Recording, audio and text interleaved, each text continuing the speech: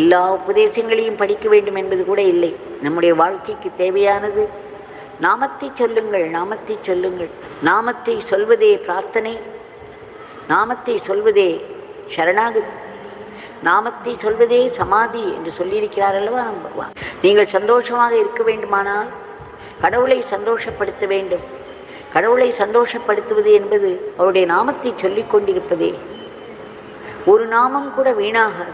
ஒவ்வொரு நாமத்திற்கும் நம்முடைய பாபங்களை எல்லாம் அழிக்கக்கூடிய ஆற்றல் உள்ளது. இப்படி எத்தனை எத்தனை சொல்லியிருக்கிறார் பகவான். அது மட்டுமல்ல, இந்த பிச்சைக்காரனுடைய கொட்டாங்குச்சியை நினைத்தாலும் சரி, அல்லது இந்த விசிறியை நினைத்தாலும் சரி, இந்த பிச்சைக்காரனோடு நடந்த ஏதாவது ஒரு உரையாடலை நினைத்தாலும் சரி, என் தந்தையிடமிருந்து ஆசீர்வாதம் பெருகி வரும் என்று சொல்லியிருக்கிறார்.